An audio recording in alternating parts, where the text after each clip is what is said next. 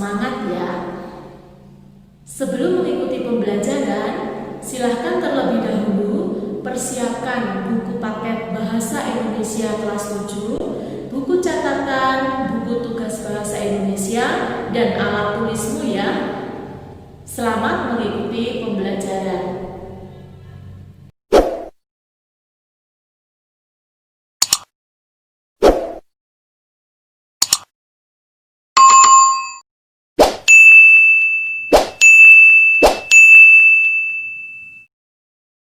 Anak-anak, hari ini kita akan mempelajari tentang struktur dan kebahasaan fabel. Kita juga akan mencermati struktur fabel kuda berkulit harimau. Struktur fabel terdiri dari 1. Orientasi 2. Komplikasi 3. Resolusi dan 4. Koda. Orientasi adalah bagian awal dari suatu cerita yang berisi pengenalan tokoh, latar tempat, dan waktu. Komplikasi adalah konflik atau permasalahan antara satu dengan tokoh yang lain. Komplikasi menuju klimaks. Resolusi bagian yang berisi pemecahan masalah.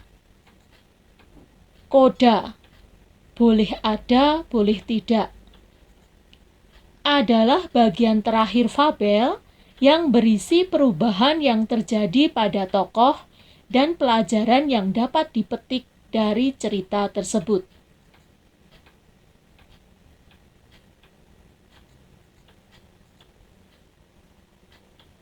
Marilah kita menentukan struktur fabel kuda berkulit harimau. Struktur fabel kuda berkulit harimau. Silahkan kalian pandu dirimu dari buku paket Bahasa Indonesia kelas 7 halaman 220-221. Bagian pertama yaitu judul Kuda berkulit harimau. Orientasi terdapat pada paragraf 1 dan paragraf 2. Komplikasi terdapat pada paragraf 3, 4, dan 5. Resolusi terdapat pada paragraf 6. Dan koda terdapat paragraf 7. Variasi pengungkapan struktur fabel. Variasi pengungkapan orientasi. 1. Diawali dengan deskripsi latar. Contoh, pagi itu sang mentari menampakkan diri dengan senyum terindahnya. Nuri bersama sahabat-sahabatnya bernyanyi riang, sementara Katak Putih bertepuk tangan dengan ceria. Sudah terkenal di seluruh hutan bahwa si Nuri dan si Katak Putih bersahabat karib, saling menopang dan saling menolong dalam suka dan duka. Suatu saat terjadilah keadaan yang sangat mengejutkan. Tiba-tiba ... Nah, anak-anak, perhatikan kalimat yang bercetak tebal. Kalimat tersebut merupakan variasi pengungkapan orientasi yang diawali dengan deskripsi latar, yakni pagi itu sang mentari menampakkan diri dengan senyum terindahnya. Variasi pengungkapan orientasi yang kedua diawali dengan latar dan kegiatan tokoh. Contoh, di keheningan malam, kura-kura nampak tidur pulas bersama Katak sahabat baiknya. Sudah 2 bulan ini, kura-kura sakit dan sahabatnya dengan setia mendampinginya. Perhatikan pada kalimat bercetak tebal, Di situ merupakan variasi pengungkapan orientasi yang diawali dengan latar dan kegiatan tokoh. Latarnya di keheningan malam. Kegiatan tokohnya, kura-kura nampak tidur pulas bersama katak sahabat baiknya. Variasi pengungkapan orientasi yang ketiga diawali dengan latar di masa lalu. Contoh, pada zaman dahulu, hiduplah sekelompok gajah raksasa. Pada siang terik itu, gajah bersama teman-temannya berjalan tegap ke arah perkampungan semut. Panas terik tak dihiraukan. Mereka tetap berjalan sambil bercanda ria. Nah, perhatikan kalimat bercetak tebal. Pada zaman dahulu, hiduplah sekelompok gajah raksasa. Kalimat ini merupakan bagian variasi pengungkapan orientasi yang diawali dengan latar di masa lalu. Selanjutnya, kita akan membahas tentang variasi pengungkapan komplikasi. 1. Diawali dengan konflik batin. Contoh, semakin lama kura-kura merasa hidupnya tidak berguna lagi. Dia merasa hanya bisa merepotkan teman-temannya. Variasi pengungkapan komplikasi yang kedua diawali dengan konflik fisik.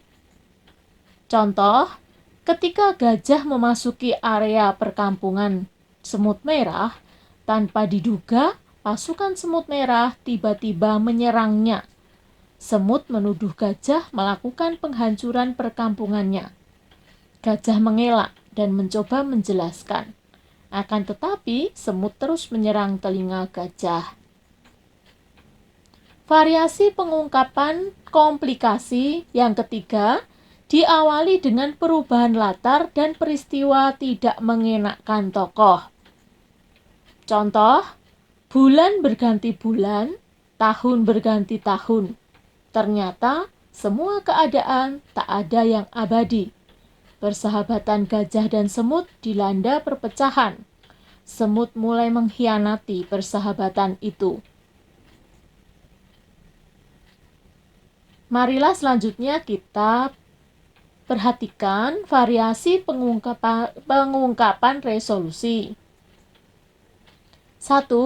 Diawali dengan meredanya konflik. Contoh, akhirnya masalah menjadi jelas. Tak ada salah paham lagi di antara kelompok gajah dan semut. Variasi pengungkapan resolusi yang kedua diawali dengan dialog yang menandakan amannya keadaan. Contoh, akhirnya semut minta maaf dan teman-temannya menerimanya kembali. Selanjutnya, kita akan membahas tentang variasi pengungkapan koda. Pernyataan penulis tentang pelajaran dari cerita fabel. Contoh, kejahatan akan selalu dikalahkan oleh kebaikan. Apapun yang berbuat jahat akan dikalahkan oleh perbuatan baik.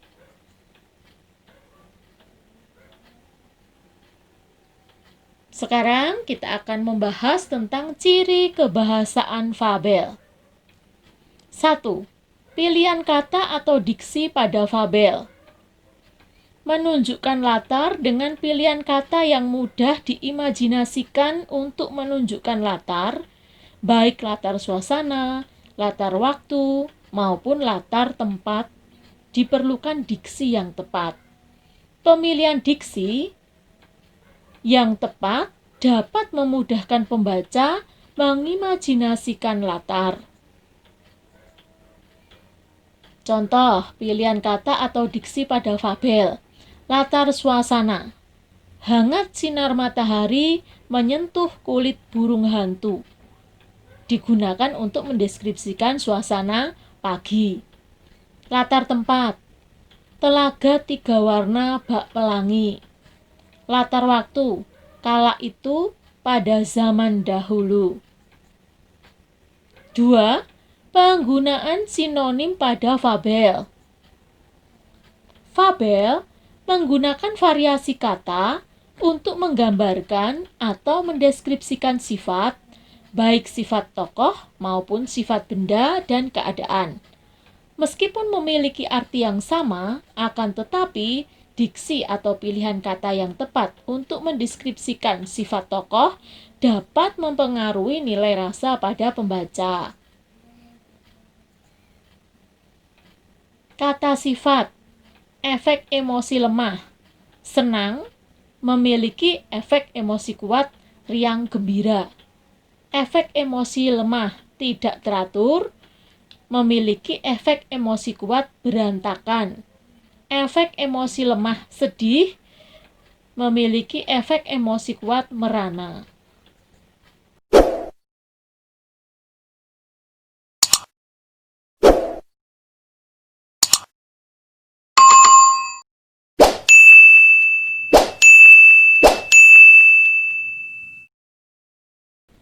Tiga, kalimat langsung.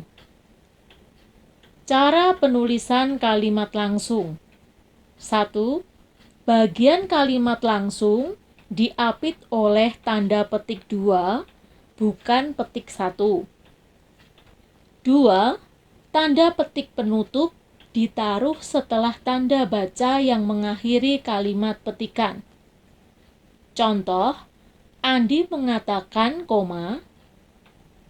tanda petik 2, aku akan pergi ke sekolah besok. Tanda titik, tanda petik 2. 3. Kalimat pengiring harus diakhiri dengan satu tanda koma dan satu spasi apabila bagian kalimat pengiring terletak sebelum kalimat petikan. Contoh, Ulu berkata, spasi, tanda petik 2, biarlah saya bernyanyi sendiri, titik, tanda petik. 4. Kalimat pengiring harus diakhiri dengan satu tanda koma dan satu spasi apabila bagian kalimat pengiring terletak setelah kalimat petikan. Contoh, tanda petik 2, ulu, spasi, aku tidak suka dengan hujan, tanda petik 2, spasi, kata semut lirih, tanda titik. 5. Jika ada dua kalimat petikan, huruf awal pada kalimat petikan pertama menggunakan huruf kapital, sedangkan pada kalimat petikan kedua menggunakan huruf kecil kecuali nama orang atau kata sapaan.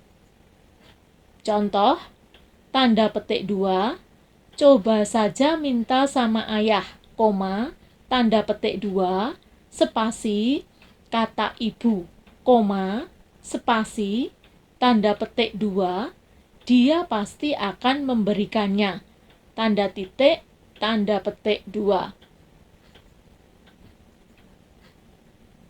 6.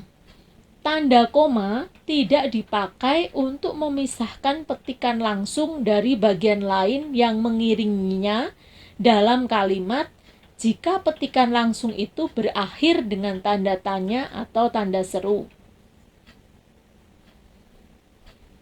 4. Kata hubungan waktu. Untuk menyatakan hubungan waktu bersamaan, digunakan kata waktu, sewaktu, tatkala, seraya, serta, selagi, sementara, selama, sambil, dan ketika. Untuk menyatakan hubungan waktu berurutan, digunakan kata sebelum, setelah, sesudah, seusai, begitu, sehabis, mula-mula, lalu, kemudian. Untuk menyatakan hubungan waktu batas akhir, digunakan kata hingga, akhirnya, dan sampai. 5. Kata sandang, si, dan sang. Kaidah penulisan si dan sang terpisah dengan kata yang diikutinya. Kata si dan sang ditulis dengan huruf kecil, bukan huruf kapital. Contoh, keduanya, si rusa dan si kancil, adalah pembantu di pasar. 6. Kata depan di, kepada. Penulisan kata depan dipisah dengan kata yang mengikutinya. Contoh, 1. Di dalam hutan terlalu gelap karena pohon-pohon sangat lebat dan tajuknya menutupi lantai hutan. 2. Suara jeritan sang gajah terdengar ke seluruh penjuru hutan dan mengganggu aktivitas hewan-hewan lain yang tinggal di hutan. 3. Pada keesokan harinya, gajah datang lagi dan seperti biasa ia akan melewati rumah-rumah semut merah.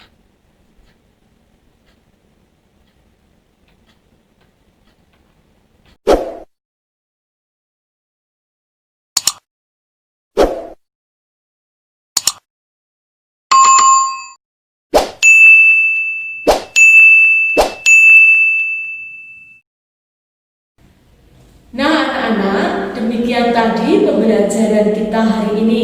Semoga bermanfaat ya.